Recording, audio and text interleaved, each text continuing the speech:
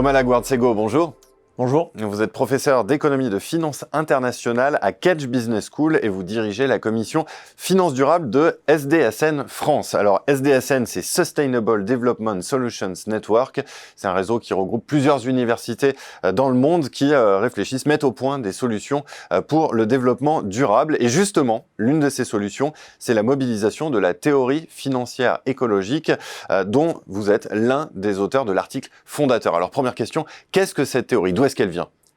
Alors, la théorie financière écologique, donc telle qu'on la présente dans cet article avec mon co-auteur, le biologiste Enrique Martinez, c'est une proposition scientifique orientée vers la recherche de nouvelles pistes pour la politique économique, pour la politique monétaire, la politique prudentielle et la politique territoriale notamment. C'est une proposition qui est portée par un réseau d'acteurs que vous mentionnez, donc le SDSN France et son alliance de chaires de recherche, l'alliance Podfin, à Kedge Business School et à la FMSH. Et donc pour rentrer dans le détail, cette théorie financière écologique, elle effectue deux apports fondamentaux par rapport à la théorie standard. Premièrement, elle va importer de nouveaux concepts dans le champ des études financières. Alors des concepts qui proviennent des sciences sociales, mais aussi des concepts qui proviennent de la biologie et des sciences de la Terre. Et deuxièmement, elle propose un nouveau cadre épistémologique, un cadre méthodologique notamment, qui va permettre aux chercheurs de s'approprier ces concepts et de les utiliser dans leurs travaux de recherche pour tracer de nouvelles pistes pour la politique économique. Alors, outre ce cadre élargi, quels sont les principaux points de différence avec les théories précédentes et notamment la théorie néoclassique ? Alors, pour la théorie néoclassique, les acteurs du système financier ont la capacité de découvrir le vrai modèle économique du monde et de le révéler à l'ensemble des acteurs sous la forme d'un système de prix. C'est ce qu'on appelle l'hypothèse d'efficience des marchés. Alors, c'est une hypothèse qui sert de boussole aux politiques économiques depuis 40 ans.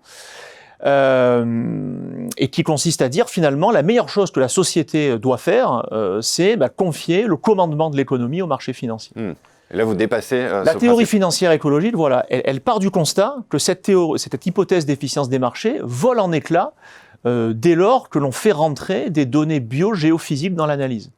Pour deux raisons. Premièrement, ce qu'on appelle le système Terre, c'est-à-dire les interactions complexes, non linéaires entre l'hydrosphère, l'atmosphère, la géosphère et la biosphère.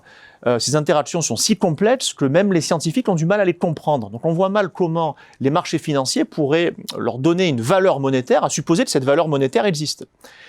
Et le deuxième point, qui est absolument fondamental, c'est qu'il existe une relation de causalité très forte partant du développement du système financier et allant vers le dérèglement du système Terre. Un chiffre qui est très parlant, c'est le coefficient de corrélation entre la capitalisation boursière mondiale et les émissions de CO2, depuis que les données existent, si on calcule ce coefficient de corrélation, on a une valeur de 0,96, ce qui est énorme, puisque la valeur maximale d'un coefficient de corrélation, c'est 1. Alors, à partir de ce constat, la théorie financière écologique, elle propose de nouveaux concepts qui sont empruntés notamment aux sciences de la vie et de la Terre. Donc, par exemple, plutôt que de parler de croissance, on va parler de résilience et de contrôle mitotique.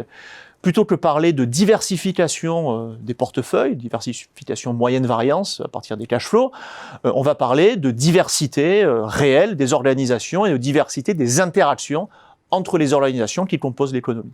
Dernière question, qu'est-ce qu'on peut faire pour que les acteurs se saisissent de cette théorie financière écologique ? Qu'est-ce que vous pouvez recommander ?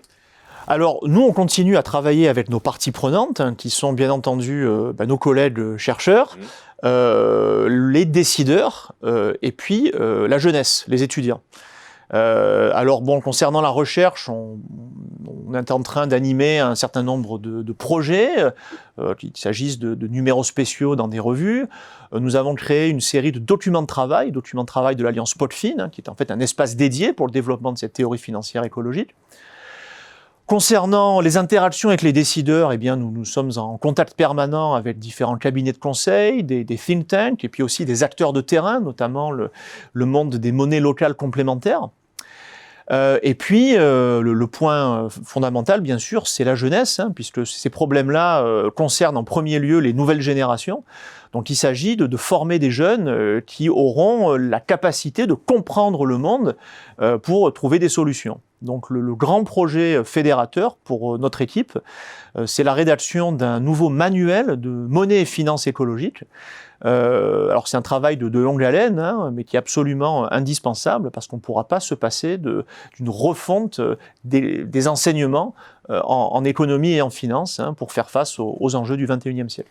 Eh bien, merci beaucoup Thomas Laguarde-Segaud d'être venu nous présenter cette théorie financière écologique. Merci encore. Merci à vous.